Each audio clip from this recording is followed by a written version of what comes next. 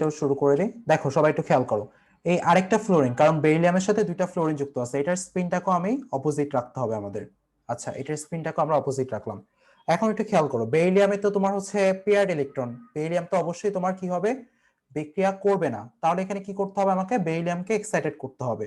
So আমরা যদি বেরিলিয়ামকে এখন এক্সাইটেড করি, তাহলে কি হবে দেখো, বেরিলিয়াম যদি আমাদের এক্সাইটেড হয়ে যায় 2s2, এই যে এটা তো 2p0 ফাঁকা আছে, 2p তে তো কোনো ইলেকট্রন নাই, সো 2p স্পেসটাকে নিবে অ্যাকচুয়ালি। সো এটা কি যাবে, 2p তে চলে যাবে। সো 2p তে চলে গেল একটা, আর এখানে একটা, ঠিক আছে, এই যে 2p তে চলে গেল। সো এখানে দুইটা আনপেয়ার্ড ইলেকট্রন হয়ে গেল, দুইটা অযুগ্ম ইলেকট্রন হয়ে গেল। এই দুইটা অযুগ্ম ইলেকট্রন কি করবে, দুইটা ফ্লোরিনের সাথে সিগমা বন্ড তৈরি করতে পারবে, রাইট, সিগমা বন্ড। আচ্ছা এখন বুঝো, সো এখানে যদি আমরা ভিভিটি ফলো করতাম তাহলে কি হতো ভাইয়া, একটা পি এর সাথে একটা এস, আর একটা পি এর সাথে আরেকটা পি, দুইটা বন্ড ডিফারেন্ট হয়ে যেত, এটা পিপি বন্ড হইতো, একটা এটা এস পি বন্ড হতো।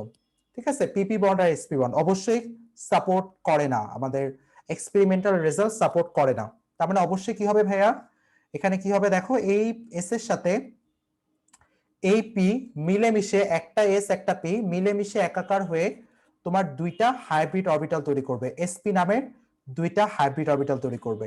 একটা এস এবং একটা পি মিলেমিশে একাকার হয়ে দুইটা এসপি নামের হাইব্রিড অরবিটাল তৈরি করবে।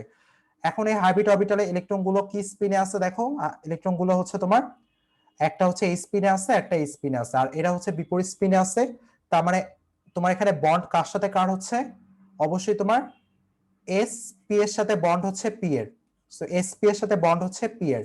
তার মানে একটা বেরিলিয়ামের এসপি অরবিটালের সাথে তোমার ফ্লোরিনের পি অরবিটাল, এখানে পি জেড এর ওভারল্যাপ হচ্ছে, আর এখানে এসপি এর সাথে ওভারল্যাপ হচ্ছে কার, এটার ওভারল্যাপ হচ্ছে, এটার সিগমা তৈরি হচ্ছে, এই ফ্লোরিনের পি এর ওভারল্যাপ হচ্ছে। ঠিক আছে, সো এখানে যে দুইটা বন্ড সেটা বেসিক্যালি একই বন্ড, এসপি আর পি, এসপি আর পি।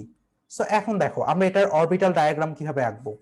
সো অরবিটাল ডায়াগ্রাম আঁকবো, আমরা তো আগেই বলছি যে আসলে সকল তোমার হাইব্রিড অরবিটালের শেপ একই রকম হয়। ঠিক আছে, সো ফার্স্ট অফ অল বেরিলিয়ামের দেখো দুইটা অরবিটাল, সো এইটা একটা অরবিটাল, এইটা একটা এসপি অরবিটাল, এটা একটা এসপি অরবিটাল, এইটা আরেকটা এসপি অরবিটাল। দেখো শেপ কিন্তু সেম, দেখলা, এটাকে বলতেছে আমরা একটা এক্সপি অরবিটাল, বেসিক্যালি এটা হচ্ছে আমাদের একটা এসপি অরবিটাল, তারপরে আমাদের এইটা হচ্ছে, এইটুকু হচ্ছে আরেকটা এসপি অরবিটাল। দেখলা, দুইটা এসপি অরবিটাল আমরা দেখাই ফেললাম বেরিলিয়ামের। এর সাথে তোমার কে যুক্ত হবে, ফ্লোরিনের পি অরবিটাল যুক্ত হবে।